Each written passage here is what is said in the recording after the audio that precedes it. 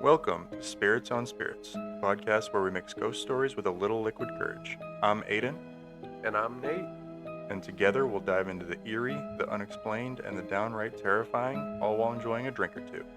Each episode will explore haunted places, ghostly encounters, and paranormal mysteries, pairing them with the perfect cocktail to keep our nerves steady. So grab a glass, turn down the lights, and join us as we sip, shiver, and swap some spine-chilling stories. Because here at Spirits on Spirits, the only thing stronger than the ghosts are our drinks. Word. How we doing, everyone? Welcome to episode number dose of Spirits on Spirits. It's good to be back. For those of you that listened to the first episode, welcome back. For those of you that are joining us for the first time, welcome. We are Spirits on Spirits. If you didn't listen to the first episode, definitely go back and give that one a listen. That is our inaugural episode. The city that we look at, and that one is Salem, Mass, our hometown, one of the ghostliest cities in the country, I would say. We're excited to be back. Little recap of what Spirits on Spirits is we are a boozin' and booin' podcast. So we're gonna hit you with a different drink in a different city each week. The drink will be related to the city in some way, shape, or form, and then the city will be one with haunts, ghouls, and stories to be told. The episode coming to you live right now is based down in New Orleans, the Big Easy. Yeah. Aiden, do you want to tell the people what we're drinking tonight? Yeah, tonight it is a Sazerac, which happens to be the official cocktail of New Orleans. So what you're going to do is you're going to do some cognac, absinthe, a sugar cube, and 2 dashes of bitters. And that's what we're drinking. So cheers. Nice. Well, cheers to that. Cool. Oh. Good stuff. Good stuff. I am drinking a virgin one. I am not drinking anymore. So for those of you that listen to the first episode, that was me boozed up. And then from here on out, I will be doing the mocktail version. But Aiden's coming to you live with the locked and loaded version. So there will still be spirits flowing on Spirits on Spirits. And if you want the mocktail version, there's plenty of whiskey alternatives out there. Good that ones taste too. Just like the real thing. So. Absolutely. Yeah, no, sponsors, hit us up because that'd be pretty sweet. But yeah, so tonight's episode is about New Orleans. We're each going to tell the story of a haunted location in New Orleans. I am going to begin. So the place that I'm doing is the Myrtles Plantation. Oh, cool. Which is, it's slightly outside of New Orleans. It's in a place called St. Francisville, which is like just north of Baton Rouge. Oh, okay. So located in St. Francisville, the stunning antebellum mansion, which is just like a giant southern mansion. Yeah, absolutely. Makes you think a lot of history, a lot of dark history potentially there. Oh, yeah. So just off the bat, you're like, all right, there's definitely some lives lived there, both good and bad. Yeah. But it's a place loaded, like you said, with history and with ghosts. Oh. So some say that the spirits of past tenants and owners have never left. So let's dive into the stories that make the Myrtles Plantation a hot spot for paranormal activity. Let's do it. So built in 1796, the plantation was built by General David Bradford, also known as Whiskey Dave. Ooh. Because of great start for Spirits on Spirits. Dude, it's a nice nickname. Nice. Although, wait. Nice guy or not nice guy? Because when I hear general down south, I'm thinking. So actually, I think you'll come to like this guy a little bit. Okay. So, He's called Whiskey Dave because of Okay. his involvement in the Whiskey Rebellion, Oh, okay. it was like the first big tax that America did on its citizens when it first got established as a country, was the whiskey tax. So it was basically like a 3-year violent protest by Wow. farmers and such who didn't want to be taxed on whiskey. Gotcha. Um, in case you were wondering, Whiskey Dave was on the rebel side, Got so you. he was on the cool side. Yeah, he was holding it down. Yeah. The property has been passed down through like many hands over the centuries. Um, and with its long history, obviously, will come some mystery, some misery, Ooh. some tragedy, and, if the stories are to be believed, some restless spirits. Nice. Arguably, the most well-known spirit is that of Chloe, who's a former enslaved woman whose spirit is said to still linger in the mansion. As the story goes, Chloe was owned by and forced to be the mistress of the plantation's owner, Clark Woodruff. Ooh, that's not good. So he took over the property after Whiskey Dave and his wife. So fearing, so she was forced to be the mistress, and then fearing that she'd be cast aside and punished by Clark's wife Sarah if she ever found out about the affair, she would eavesdrop on the family's private conversations, just to make sure that like she wasn't on. She was her. good. Yeah.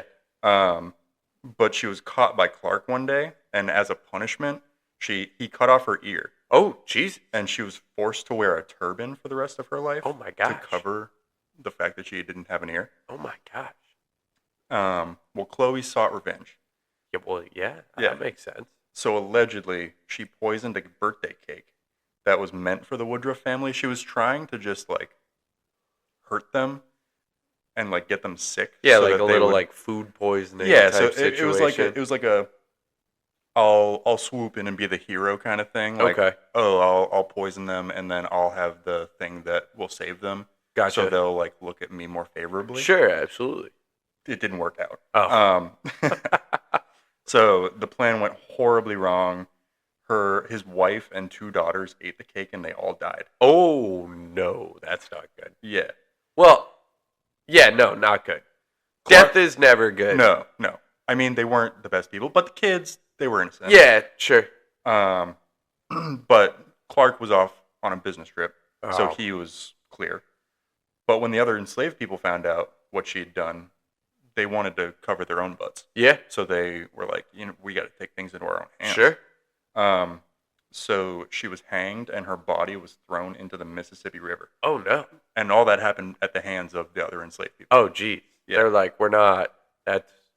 I mean, it's not even like snitches get stitches. It was like, we're just gonna murder you. Yeah. And So- dispose of your body Yeah. in the water.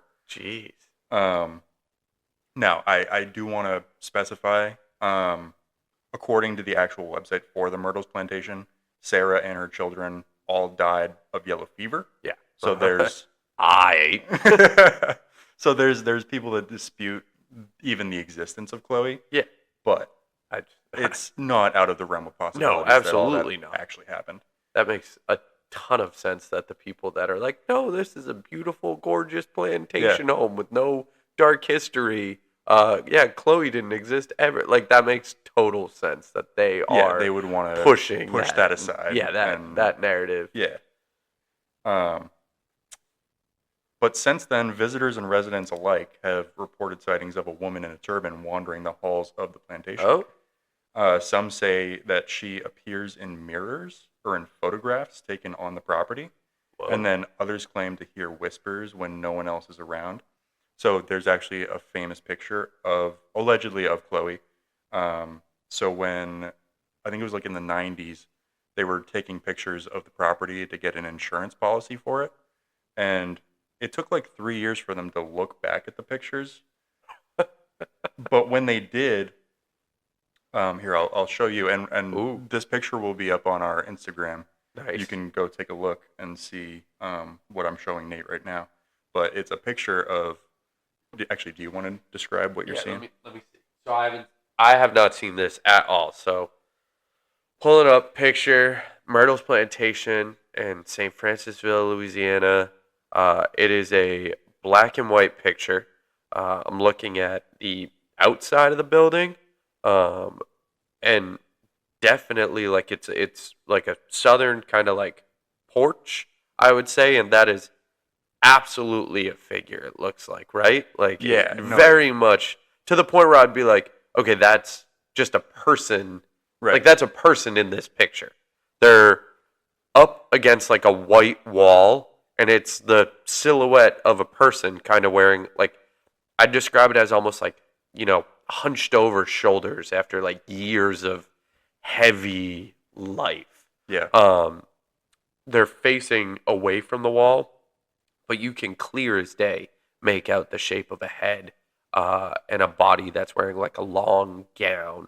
Yeah, that I mean, I would say I'm based on this picture, definitely leaning towards that being a, off off the bat. Like if you showed me that picture without knowing the story, I'd say that's just a person in the picture. But if But they're claiming that to be Chloe, I'd 100% believe that. Yeah, but the interesting thing is, like, if you look closely, you can see, like, through the person. Like, so they're standing in front of, like, a wall of, like, siding Yeah. on the side of the building. And you can see, like, the lines of where each, like, board ends. So it's really, it's one of the more convincing pictures I've ever seen of a ghost. But she's just one of the many spirits that are said to haunt the Myrtles Plantation. Oh, there's more. Another infamous legend is that of the ghost children. So many visitors report seeing apparitions of young girls in 19th century clothing playing on the grand staircase. Wait, is that the cake kids? So they're also seen, but they're mostly. I'll get to that in a minute. Oh, but okay. All right. Sorry. They're also seen. Sorry for jumping in. So no, there's no, more these- kids. Yeah, so these are our other kids. And they're seen like playing on the grand staircase, peering through windows. And then sometimes people will hear like children's laughter Oh, when there is no one else around. jeez. But Yeah. so like happy kids. Like these kids seem to be like playing around, goofing off. Yeah. Just new boot goofing. Yeah, just goofing. Got just goofing. Just goofing, just hanging. Ghouling and goofing. And then there's the haunted mirror. So inside the house, Haunted mirror. there's this ornate mirror that is said to have trapped the souls of Sarah Woodruff and her children. Whoa. Comes full circle with the kids. Yeah. Some visitors claim to also see handprints appear on the glass, or shadowy figures lurking behind them when they look into the mirror. Jeez. That would creep the crap out Yeah, of that me. would definitely creep the crap out of me too. Yeah, that's mirrors are weird. And I feel Yeah. like spook mirrors are extra weird. Like that is definitely something that like cuz I feel like anytime you see something in a mirror, you're just like I don't know, like you can see Like you see yeah, it, like but you I don't know, you can't like register it as Right. like fully there. Like Yeah. if you're like in the bathroom doing the like you can can't see size what's it up. behind. No, 100%. But like you'd also too like I feel like anytime you're looking in a mirror, you're looking at what's in front of like in Yeah. the mirror. Like you're not just like passively looking at a mirror. You're looking at a mirror. So anything that's behind you catches your eye. Any movement catches your eye. So I definitely think like anytime you see something in a mirror, you're like, oh, what was that? And then you turn, and then Yeah. it's not there, and you're like, oh, No, 100%. ooh, That would I'd be noping out of there real quick. yeah. Let's just say that. But other paranormal investigators, including famous ones like Ghost Adventures and Ghost Hunters, Oh, they've been there. yeah, they've stayed at the Myrtles Plantation and they've reported eerie encounters and unexplained noises and cold spots throughout the house. That's crazy. Yeah. Yeah, that's. I guess. Do you know like?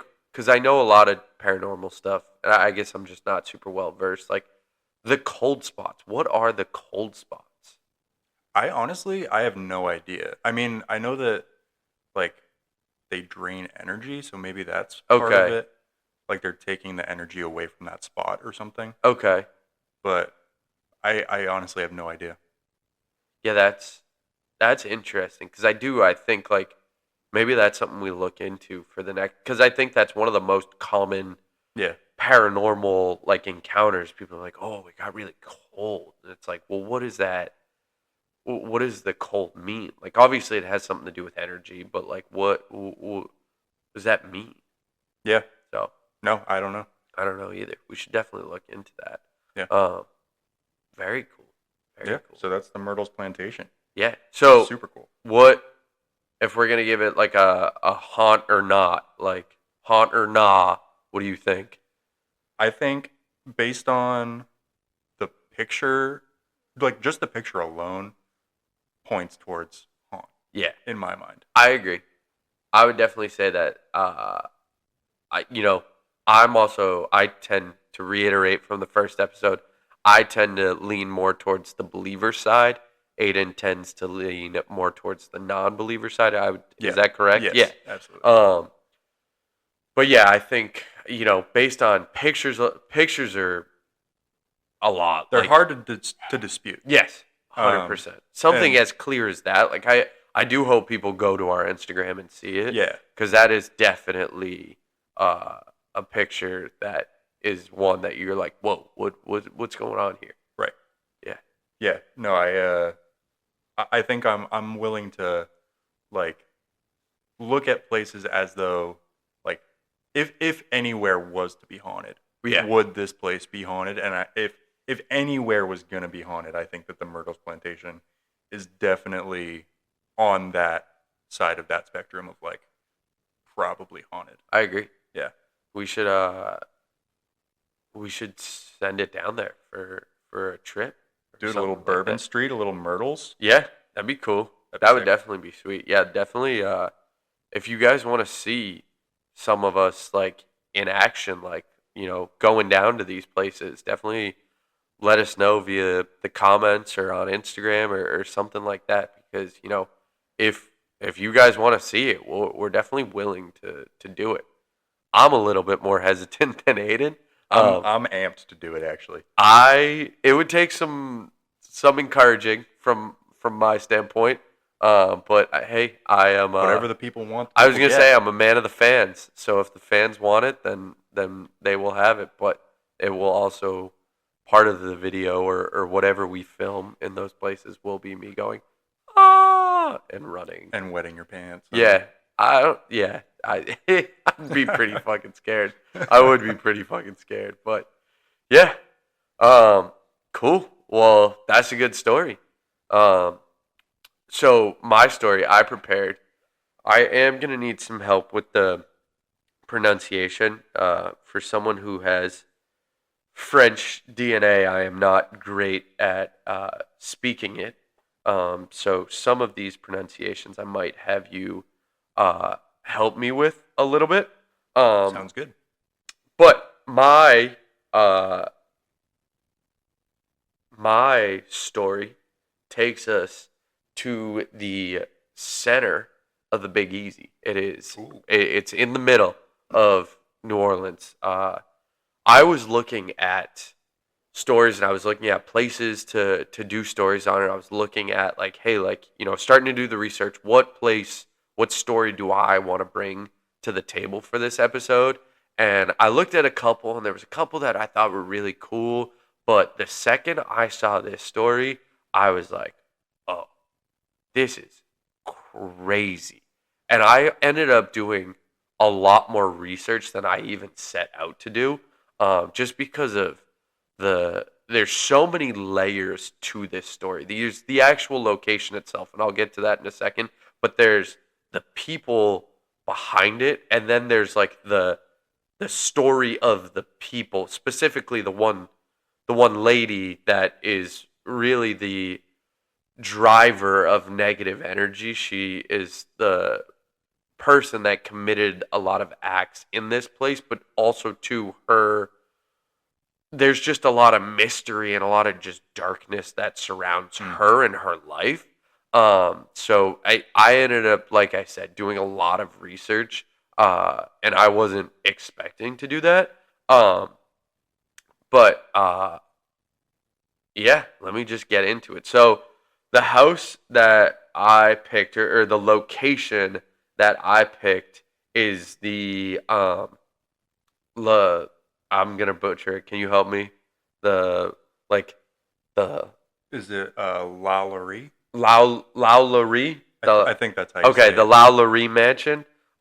It is, like I said, in the middle of New Orleans. Wait, Um, is that the place that that American Horror Story season's based on? I believe so. So I have never watched the show, but in my research, they did talk about how she herself, Madame LaLaurie, is the basis of a character from, I believe the season was called Coven? I think it's Freak Show. Freak Show? Are you sure? I'm pretty Okay, sure. so I might be off with that, but needless to say, yes, there is a connection between one of the seasons of American Horror Story and Madame LaLaurie. Um, so the woman who really is at the center of this story is Delphine LaLaurie. She is definitely one of the most popular ghost stories in the city of New Orleans, which obviously, like, that's saying something. It's a city that has a lot of history and a lot of A lot of history. ghost history specifically. So she has captivated the public's, fascination for over 200 years. There have been reports of paranormal activity at the LaLaurie Mansion for over 200 years, which is crazy. Jeez. Um, so I want to start, I think, with who she was, um, because I think that will paint a better picture of her, and then kind of getting into the house from there, because I think to understand the house and what happened in that house, we really need to understand who she was first.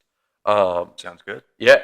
So, uh, Madame LaLaurie was born, or yeah, she was born Marie Delphine McCarty. She was born March 19th, 1787, to her parents, Louis and Marie. She was Delphine was a member of a pretty powerful clan or family in that region, in the New Orleans, Louisiana region. There was the McCarty clan. They were military officers, planters, merchants, all kinds of things, lawyers. The upper echelons of society were dominated by, her relatives. Okay. So definitely, uh, A well-to-do, yeah, well to well-connected. yes, absolutely. Like, born into a wealthy family that had the pedigree to go along with it. Right. So she and a lot of her family were, owned and managed extensive, amounts of land in that region, which, at that time, land equaled wealth and power and stuff like Right. that. With that came, though, a lot of enslaved people. So they did own a lot of slaves combined throughout their family. Hmm. So, I'll get more into it, but slaves are a massive piece of this story. Um, Massive piece of both stories today, yeah, actually. massive piece of both stories, and I think, it makes sense, right? Like, it's a very uh, Dark dark. side of Yeah, history. absolutely. Like, it's one that's apparent throughout history, um, but it's one that is filled with just such sadness, and you're trapped. And if you look at, the theory behind paranormal activity and paranormal energy and paranormal spirits, there is this constant theme of being trapped, Yeah. and the energy and the being is not able to, excuse me, move on. So when I didn't even think of it till you just said it, but it makes so much sense. Hmm. So yeah, so she was the first child of her parents. I think So actually, let me restate that. She actually wasn't the first child. I'm looking at my notes a little incorrectly, so I apologize about that. She was the second child. The interesting thing was that she wasn't on record at the church, so her like baptism records weren't on the books for another 5 years after she was born. So it wasn't until uh, a while after. So I'm misquoting my dates a little bit. No. It was 5 years. 1970. No, sorry. Uh, 1793. December 26th, 1793 exactly was when she first was on record in the church. So her baptism records weren't on the books for 5 years after she was born. So was it actually 5 years before she was baptized, or was it 5 years just before they recorded So it? they had a record of it. So what I found was that this was actually common practice slash not. It it wasn't uncommon in cases where the infant was close to death. So I don't have any records or couldn't really find any records of her being ill as a baby, but they do say that this practice of not like putting the baptism on record is, like I said, not uncommon in cases where the child is close to death. That's interesting. Yeah. I would think it would be the opposite, where like they would be trying to rush it. I so know, that- rush the baptism. So yeah, that's actually a good question. I don't know if she wasn't baptized until after, or like she was baptized, but they rushed the baptism so much that it wasn't like, oh yeah, we should have written that down. Yeah. So honestly, good question. I think that's definitely something that we can look into. So I don't have much more about her childhood. There is some connection to later parts of her life, in terms of the way her father and other male members of her family operated, and like you brought up in your story. So again, another similarity is it seems like most of the male members of her family had mistresses that were women of color. So that is something that I think she saw a lot of as a child, which definitely plays into what she was like as an adult. The next step kind of in our journey of her life is her marriages. So in 1800, on June 11th specifically, she got married. She got married to a gentleman with a rather long name. It's a Spanish rather long name too. So I will really torture my way through this one. But it was Don Ramon de Lopez y Anguilo Caballero de la Royal de Carlos. Oh my goodness. Yeah, so he was a high-ranking Spanish officer, and they got married at the St. Louis Cathedral. So what would that have made her name? I don't know. Madame de la Royale or whatever? Yeah, I don't know what Like part of what's that his is last like name? his surname and stuff like that. So I'm not 100% sure. But so their marriage was pretty short-lived actually, because 4 years after they got married, they went and traveled to Spain. And there are kind of different accounts of it, but on the way to Spain, like in Havana. So they were in Havana on their way up to Madrid, and he died mysteriously in Havana. Sounds kind of sketchy. Sounds a little sketchy. Really isn't any records, like in terms of like no one really knows what happened. But we do know that during the voyage, Delphine gave birth. So she did give birth and had a daughter. That was named Marie Borgia Delphine Lopez y Anguila de la Candelara. nicknamed Borgita, which I don't know what that means. I don't know either. But fun little nickname. Unless it means something bad, don't quote me on that one. So their stay in Spain was pretty short-lived. He died in Havana. Really no records as to why, how, any of that kind of stuff. We know she gave birth. On the way, they stayed in Spain for a little bit, but then they returned back to New Orleans, both mother and daughter. Then she got married again. She got married now to a man by the name of Jean Blank. He was His last name was Blank. Well, Blanque. Oh, okay. Yeah. Yeah. Blank. Blank. A man who carried many titles. So he was a jack of a lot of trades, all of which were wealthy, though. He was a banker, a merchant, a lawyer, and a legislator.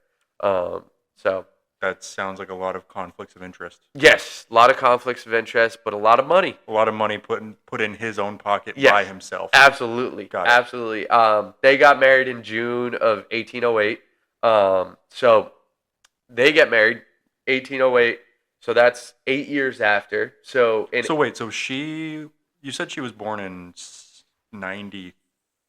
No, so she was born in 19, or I keep saying 19, I'm sorry. For the audience, I am dyslexic. So anything that has like a 9 in it or something, it flips them around. So I do apologize if I stumble through some of this. She was born in 1787. So 1787, so now she's 21, she has a kid, and she's twice married, yes. Wow, so yeah, crazy. Like a little timeline of her life. Like 1787 born, 1793 on record in the church, 1800 married, has a kid. Wait, so she was 13 for her first marriage? No, 17. 83. She was born in 83. Oh. So 17, okay. Which isn't great, but like a little better. I think back in the time that was probably common. Yeah. Yeah, and then 4 years later after that she had a kid. Okay. So she was 21 with her first child. Cool. Okay. Yeah, 21 with her first child. I follow. In 1804. Then 1808, she is, like you said, twice married with a daughter. So the marriage between her and Genie Boy is significant because that, is when they buy the house, or they buy a house located on 409 Royal Street in New Orleans. And that is where our story is going to take place. Now, at this point, there hasn't been any history. Like we're not really coming into a house that has paranormal activity already. Like they just get married and they buy a house.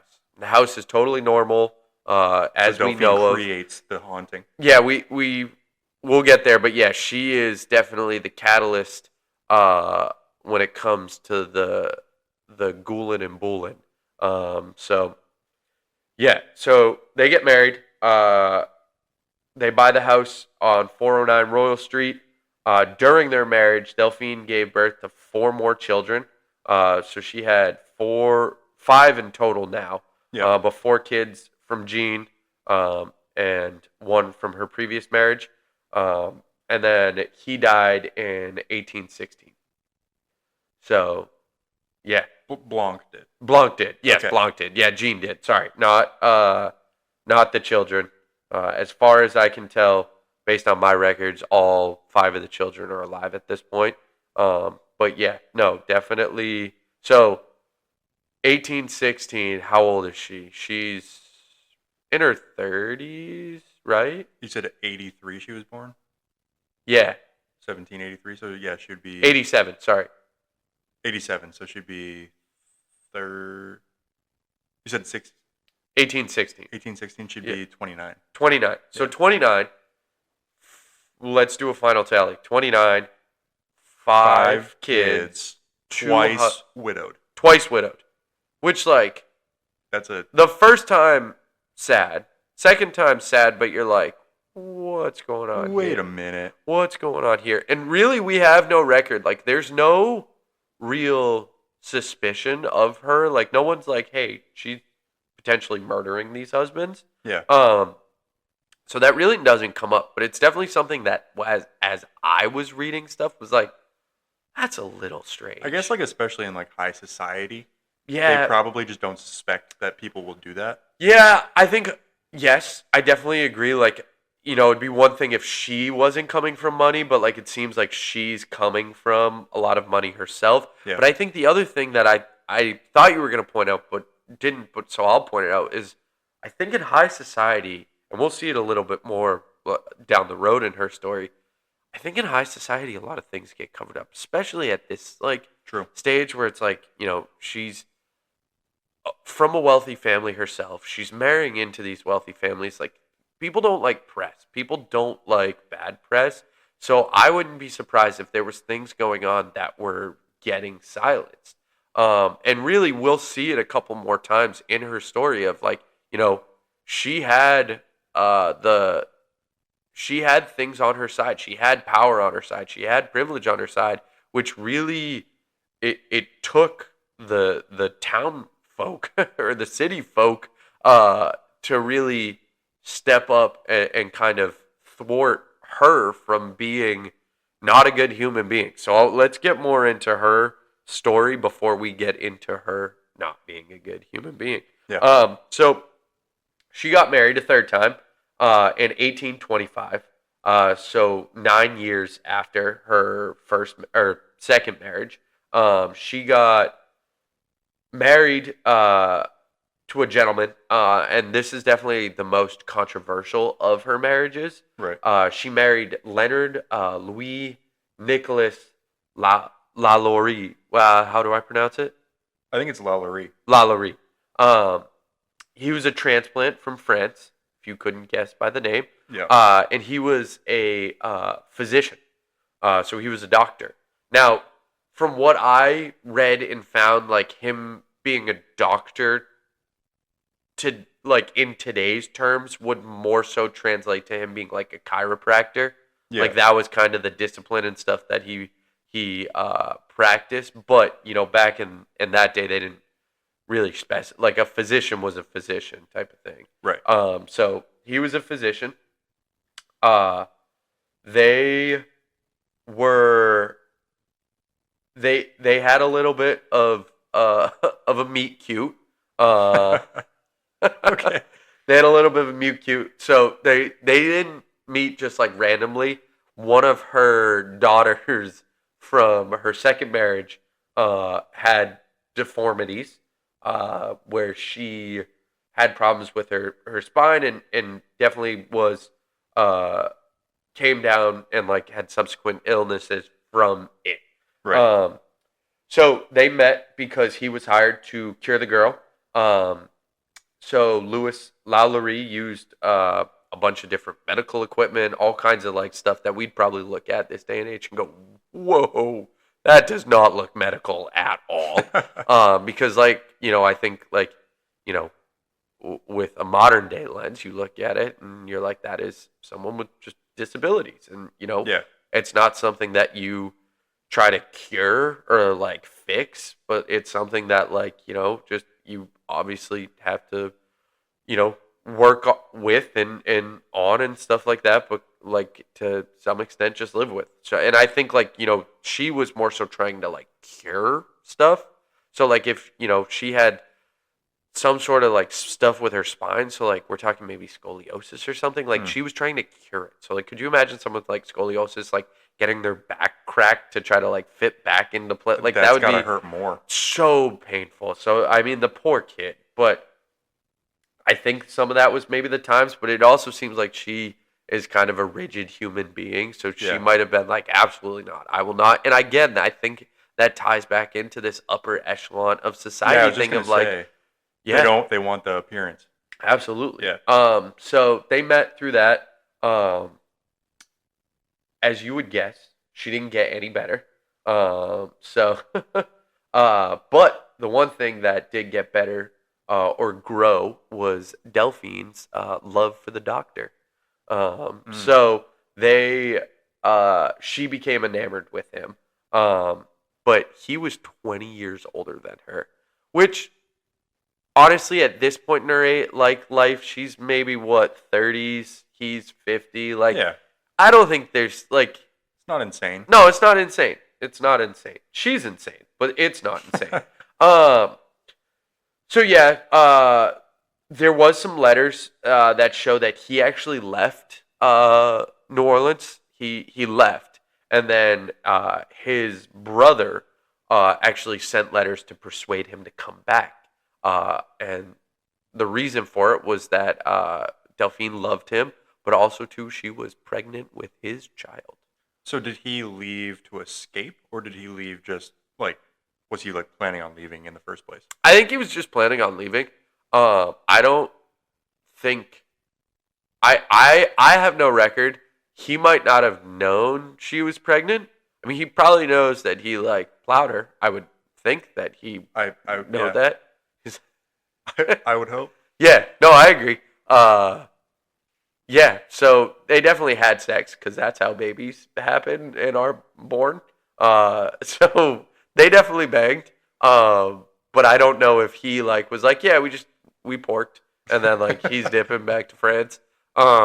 So yeah, that is something that happened. Uh, so yeah, he ended up coming back. Um, then so what was their address before? So they lived on 409 Royal Street. And then they actually so in 1831 uh Delphine purchased the property at 1140 Royal Street. So on Royal Street as well. Okay, so just down the road. Yeah, just down the road. This actually is where our story starts to take place. I think did I misspoke and say that 409 was where it happened? It starts to take a turn at this point. Yeah, it starts to take a turn, but 1140 Royal Street is where our story actually Okay. All right. happens. So at this point, she's living there with two of her children. I don't know where the other ones went. Really couldn't find, any records like where I was digging. But at this point, we know 1140 Royal Street. It's her and two of her children. Okay, she is married, so they do get married. But it apparently is not a happy one. There are accounts of the neighbors hearing them argue like profusely, like at each other's throats type of argue, which when I heard that, two things strike me with that. Yeah. First one is like and we can definitely put a picture up on the Instagram so people can see it. But this is a mansion. Like this is a big fucking house. So for neighbors to hear it, yeah, for that's neighbors, crazy. yeah, like for neighbors to be able to hear you argue and yell in a big house, it needs to be really loud. The one thing I will say, and I kind of thought of it after the fact, is New Orleans gets really fucking hot. My guess is they were probably opening windows because Yeah. it was really hot. So I do think that might negate or kind of discount that a little bit. But again, But still, you I gotta mean, be pretty loud for like to be in a big house and to have people. yeah, hear even you. if you're like in a suburb and you hear your neighbor screaming at each Yes. other, that's intense. That's an intense Absolutely. argument. Absolutely. So for it to be like yeah, in the nice area of town where like everyone's in mansions and the neighbors are hearing these wealthy Yes. people in a mansion I know. scream at each other, that's intense. And again, like to pile on another layer, it's all about the appearance and stuff like that. So Yeah. back then people are like, "Ooh, we would never like." How uncouth of them to be arguing and stuff like that. Which I do think like some of that like still exists today. Like, Yeah. have you ever been in public like, have you ever been at the airport or someplace and like you just hear a couple like screaming at each other and stuff like that? You're like, oh, like it's weird. It Yeah, is weird. it's uncomfortable. It's uncomfortable. It sticks out. Like obviously everyone argues. Everyone in a relationship argues and stuff like that. So like that's normal, but like it does stick out. So this Yeah. is something that like was happening enough where enough people were hearing about it and like it was happening enough where in 2025 like we still know that they were arguing really fucking loudly. Yeah, that says something. Yeah, absolutely. So as you could guess, that marriage didn't last super long. So in 1834, Louis packed his bags and shipped out to Paris. I don't actually know if he went to Paris, but he moved. He packed up and I believe went back. Good to for him, dude. France. He's the first one to get out alive. Yeah. So apparently that is when shit really hits the fan. She gets angry. Not so much angry as like crazy. Like she went crazy because he left. Okay. So that is really the turning point. Like we don't have any stories. We don't really know like much about her treatment of people before her husband left. Or her third husband, Right. Louis, left. Yeah. That apparently was the turning point for her. That was the straw that broke the camel's back. That was the snapping point where she went like full blown batshit crazy. Okay. And what started happening was that rumors started to spread that she was harming her slaves. So she was like physically abusing her slaves in this state that she was in. And so actually let me retrace my steps a little bit because he moved out in 1834 and there was actually an incident in 1833 that was so, and I guess I'm a little confused too because all accounts I read were that he moving out and leaving was like kind of the straw that broke the camel's back. But we have an incident from 1833 where she was harming a young slave girl, Leah, who ultimately fell to her death in the courtyard. So in 1833, there was a young slave girl, Leah, who fell to her death in the courtyard of the house. And like I said, died. So I don't. So was that due to the neglect, like the abuse and neglect, or is that just an incident that might tie in? I mean, like I think she like fell out the window, which like fell in quotations. yeah, like we don't really have much like there. So let me keep going because we don't have much in terms of pointing fingers of like you pushed her, you killed her. I don't know, dude. She's got a lot of death around her. Right No, now. she definitely does, and like I said, we don't have any accounts of that specifically, but there was a investigation that happened. Oh, okay. That like ensued because of this incident. So it's definitely like this happened, and then everyone's like, "What?" Like we're gonna look into this type of thing, and the result of it again, there was no guilty, there was no verdict, there was no case, there was no trial. But what ended up happening is that she was forced to free all of her slaves. Oh. So there must have been something going on to the point where like they were like, yeah, all of your slaves are free.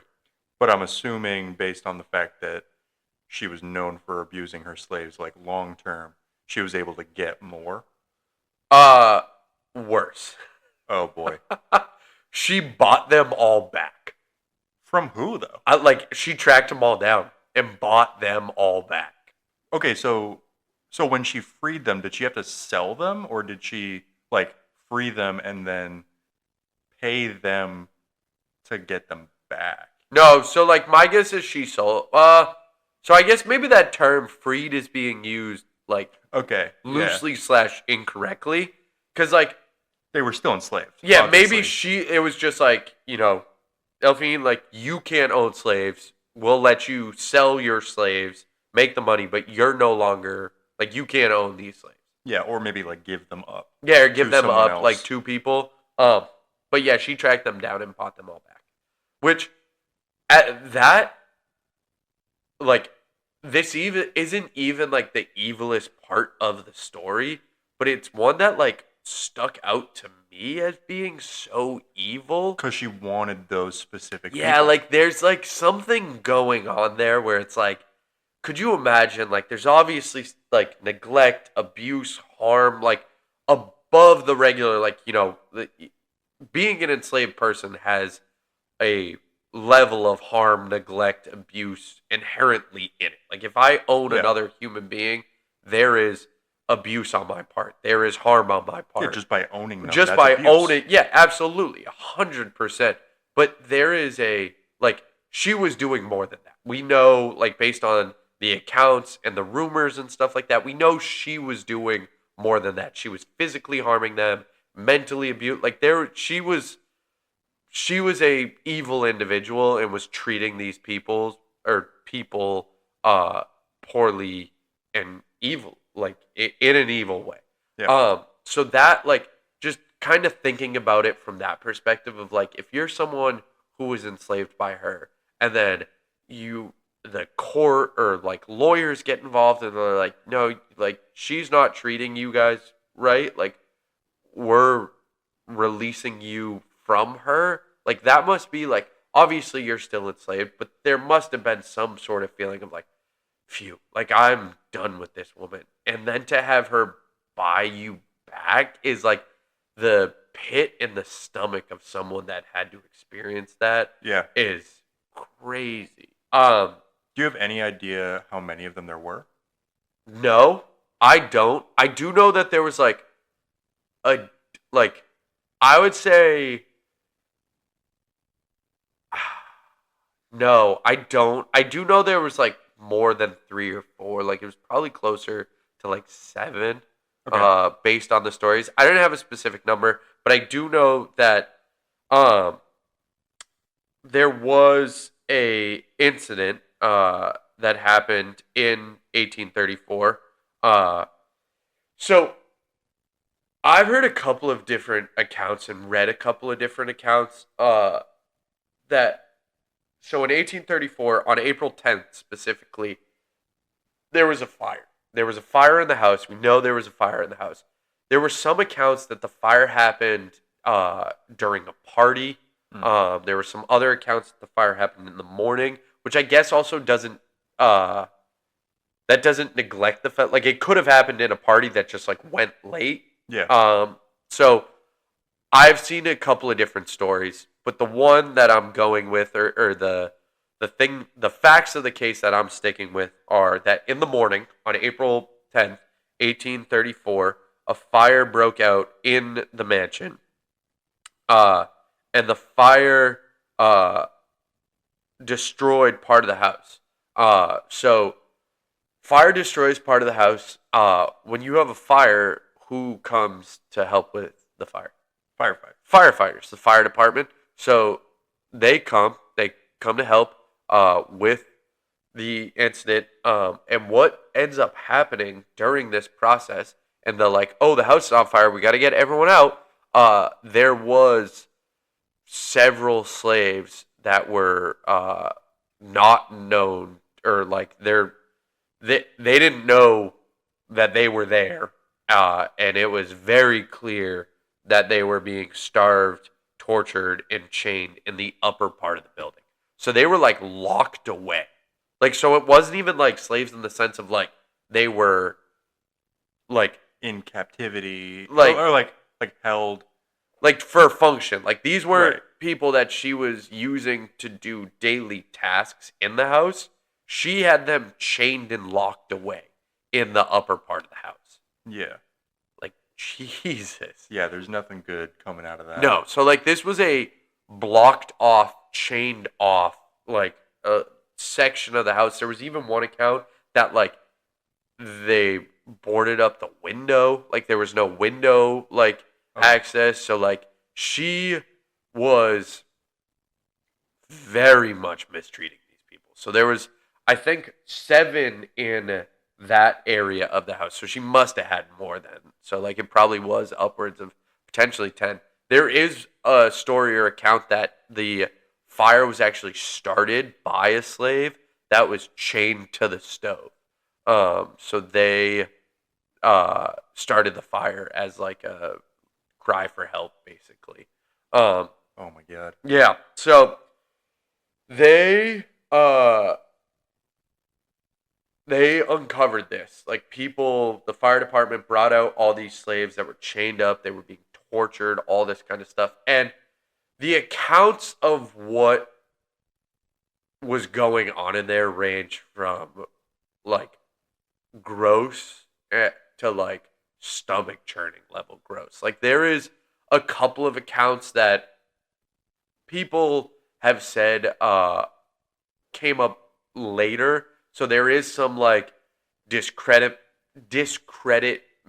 of them in terms of like, these accounts of what happened didn't really show up until like the early 1900s. So people are like, we don't really know if that was true, but they were still accounts that were like published in newspapers and stuff like that. It was said, and again, like these are ones that have to some extent been disproven, or at least there's people going, I don't know if it actually happened this bad, but there was some accounts that said she had a slave that was chained up that had its bones broken and then reset in different positions. So it was like this human being was like crawling around on the like it was like set as if it was like a spider or like animal like person. So like literally breaking arms and legs and then setting them in ways that were not natural. So that the person like walked around like an animal. Yes. Basically. Yeah. Oh my God. Yeah, so that was one of them. There was another story or account that she had another slave with a hole drilled into the side of the head with a spoon in there to like stir his thoughts.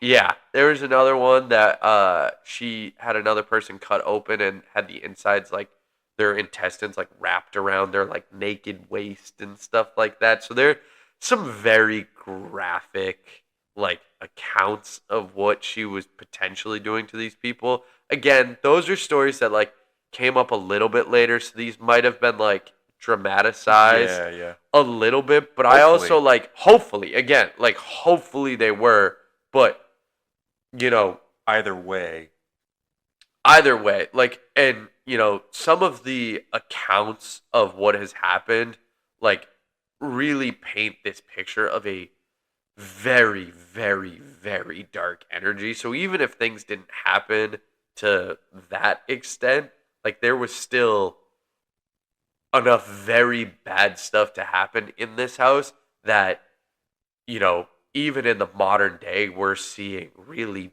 bad encounters happening in this house. Mm-hmm. So yeah, that like was the end of her. And what I alluded to at the beginning and what I thought was interesting was this happened. There's a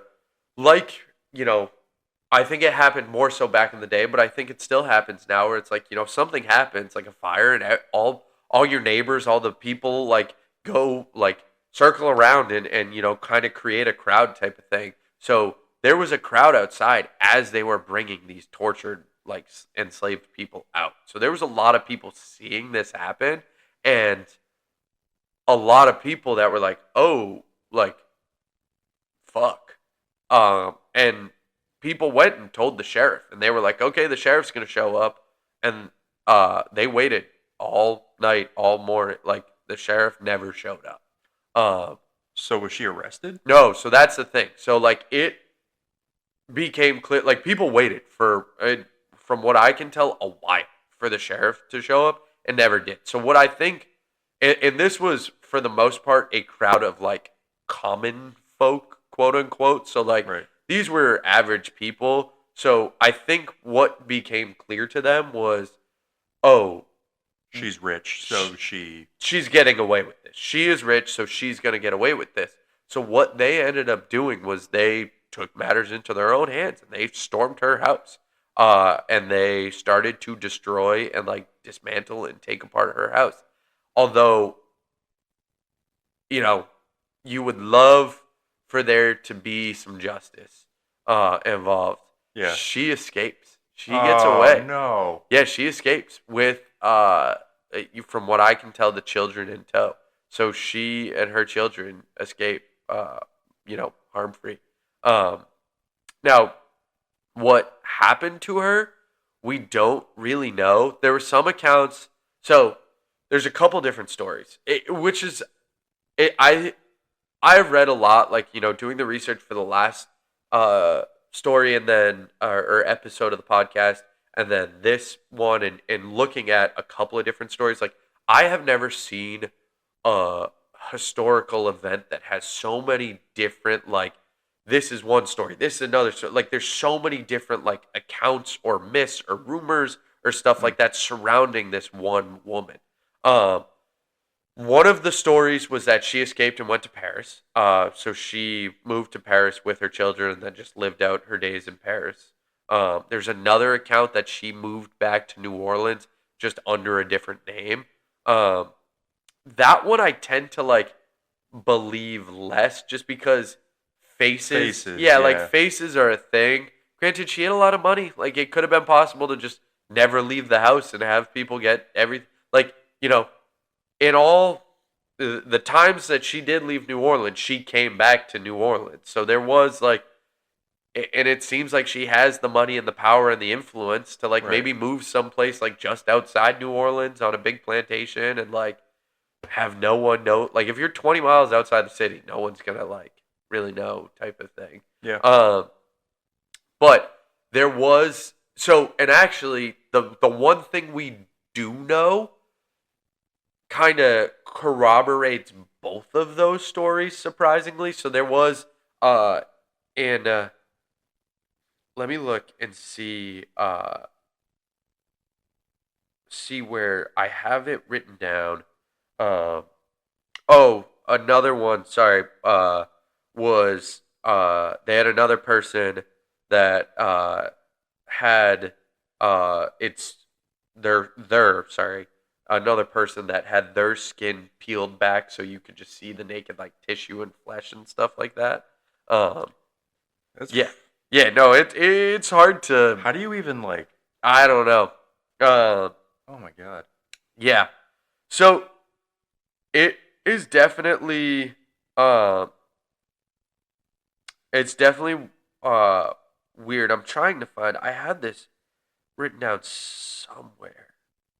But so I might not be able to find it like right now off the bat, but there was an account that in New Orleans, in like an alleyway of like a cemetery, a groundskeeper found a plate that had her name on it, had her birthday, had the day she died, and it said she died in Paris. But you said that was in New Orleans? Yeah, so that's like kind of the weird thing. So but so then she never came back to New Orleans if she died in Paris, or she just like went back and forth. Yeah, but so how did the plate get there though? It's the one thing. Yeah, maybe the kids. Maybe the kids moved back to New Orleans after. That's not a bad idea, because I do think the plate was found like a while. Like, it was like. But also, what is the plate doing in like an alleyway in a cemetery? I know, right? I don't know. Like, dude, I hope that her like ship got like something. Yeah, dude. I hope she like got stranded on a deserted island by herself and starved to death or something. So, a terrible person. Yeah, no, definitely like not a good person. So yeah, very interesting. Um, it definitely. So that's really the history. Like, at no point did I bring up like the spirits or anything in that. Yeah. So, and I actually think I did that on the first podcast too. Like, I went deep into the history because I think for me at least, I want to know the full history before I get into like the spirits, because I want to know what spirits are there, what type of energy, good, bad, demonic, even like what is going on there. So this is when we kind of turn the corner. Like, obviously she is no longer inhabiting, or at least her human form is no longer inhabiting that house. Yep. But like decades after, you start to see the paranormal stuff, or we start to see accounts of the paranormal stuff occur. So like in the mid to late 19th century, the mansion became an all girls school. Hmm. So it was a school for girls of color. So it was like little girls of color Nice. in this house, and there was all kinds of stories of like the children, the girls getting like physically, like they would come to the teachers and they would have hit marks, they would have Oh. scratches, all kinds of stuff. They're like, "Who did this to you?" And they were like, "She did it. The woman did it." So there was multiple accounts, multiple girls were having physical injuries, and then also too were accounting for it. There was a singular woman that was doing it to them. Okay. So at first I thought like nice because it was like it it was something that was such a like dark and disturbing piece of history for so many people of color originally, and then it turned into like a place where people of color got to get educated. Yeah. But that's not No. Yeah. that's tough that she's like still there Still there. and still has influence over like the happenings there Yeah. and how people feel Hmm. when they're in that building. And like physically abusing them still. Yeah. Yeah. So that was crazy. Another story too. So, that is an instance. Then we move on. We're kind of like we're in the 2000s now and stuff like that. Uh I mean, like the common paranormal stuff is happening all the time. Like, and that's kind of a given. There's so much, death there, like history, paranormal stuff. You're hearing the footsteps, you're hearing the voices, the echoes, the cold, all that kind of stuff is happening. But like, the more standout stuff, starting with the girls, like with the physical abuse, but then also too, there was a gentleman who lived in the house. And he was experiencing like he even voiced it to friends. He was like, "There's a negative energy in this house. This energy wants me out. This thing wants me out. I don't know what it was or is, but it will not rest until I am gone." And he was found brutally murdered in the apartment. Like, it was an apartment inside the house, and he was found brutally murdered inside the apartment. And the police went and they were like, "Oh, this is a robbery gone wrong," because of just how brutal the murder was. Like, it was like, "Oh crap!" Like, oh, maybe he came back. Like, someone was robbing the house and he Right. came back, so they like brutally murdered him. However, when they did like an accounting of stuff, there was not a single valuable taken. So all his valuables were still there. The part that sticks out about that story to me is like how do you live in a house like that and not know anything about the history? Yeah, I mean, like, I think, Like if it's like that, this place is famous. Like it's on every ghost tour. yeah, It's on tons of TV shows. yeah. Like I feel like if But if you're you're not living like, there, I think it's very easy. Like, if you're not someone that, like, first off, this was like early, this was like not, this is modern day compared to the 1800s, the early 1900s, but I don't think that happened necessarily, like, after Zach Baggins had already yeah, like, been I don't, screaming at ghosts in yeah, there. exactly. Like, so I do think there was a little bit of that. I do think, like, a house with that much dark history, yeah, like, people probably know, but I do think, like, New Orleans is such, like, a transplant city. Like, I wouldn't be surprised. Unfortunately, like, I don't know a ton about him and his story. Yeah. Maybe that's, like, it, it would be awesome to do a follow-up about these in New Orleans, like, if people wanted us to go. Like, I would do so much more research about him, his story, the girls, and their encounters and stuff like that. But, like, for right now, I don't have a ton about him. But I do think, I agree with what you're saying, but I do think also, too, there's a chance you're in this place and don't fully, like, know what's going on. Yeah, no, it's I could definitely see it.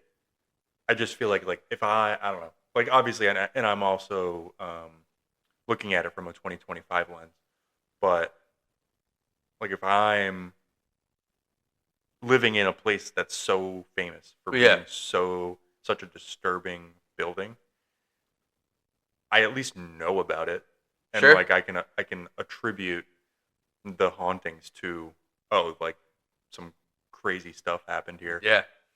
Absolutely. Yeah, no. So that was definitely like, hearing that was one that, like, you're like, dude, there's something going on here, because, like, the girls are feeling it, and then this guy gets brutally murdered, nothing gets taken, like, there is, and he's, like, telling his friends, like, there's a dark energy here, there is a dark energy, like, there, this house definitely in my mind haunted as, like, fuck, like, haunted Yeah. to the max. So, and that's actually not even where our story ends. Oh boy. But, like, in terms of, like, the really, like, solemn, like, oh geez, like, there is bad energy here. There was a horrible human being that treated other human beings as just, like, not human. Right. So yeah, definitely, like, reading all this was like, oh my gosh. And then if I told you that this story got to involve one of the premier actors of our generation, would you have believed me? You don't know who the actor is, but just, like, if I... Only in the way that I could see it being like a massive movie, So, like a horror movie.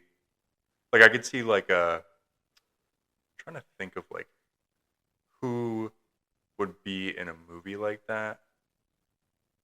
Like a Nicholas Hoult. Like I could see him, okay. Yes and no. The house was being used for a movie by this actor, but the actor actually bought it. The actor bought the house first. Oh wow. Like, just bought the house. So, like, Knowing the the apartments history, were gone. obviously. Yeah, knowing the history, bought the house. And then it was then being, like, they were using it for a movie as well. That was good old Nicolas Cage.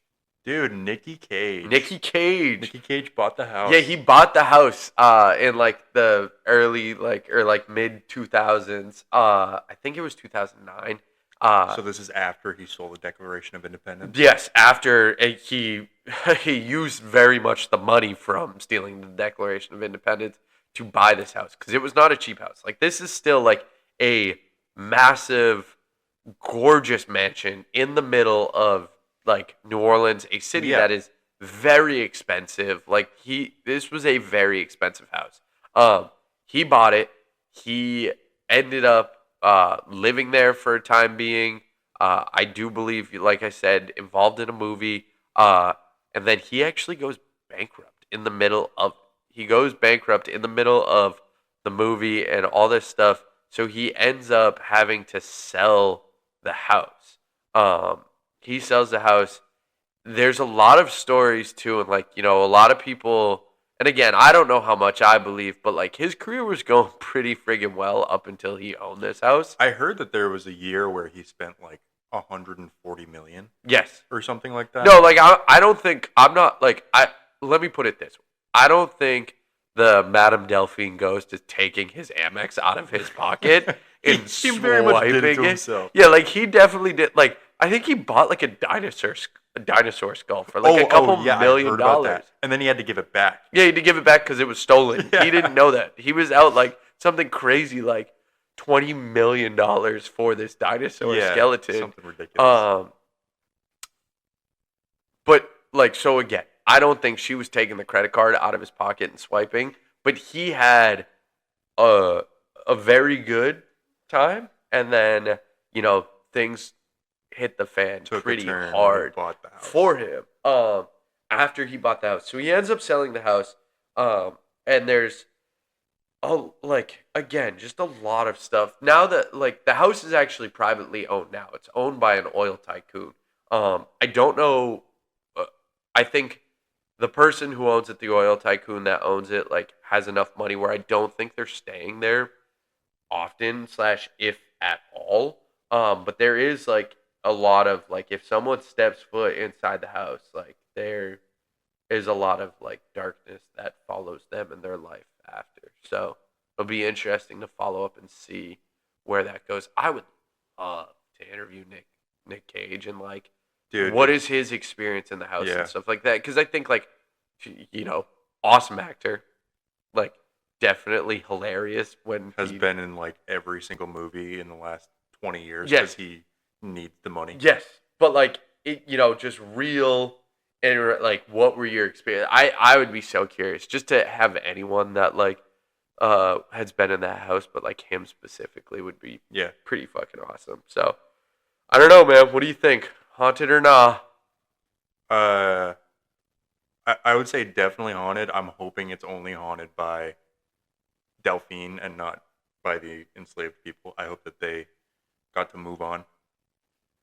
So it's funny you say that because there actually has been like mediums and stuff that have gone and felt there. Say there is a very negative presence and stuff like that, but there have been accounts where there have been mediums that have said that like that there was only one energy. They were like, oh, this happened here and we can feel this here. We can feel that this happened here, but we can only feel that there's one spirit in here. So there it might just be some peace for those that were affected. Like her crimes, her actions might have been so inhumane that there was mercy from someone or somewhere along the way that they got to move on. So, yeah.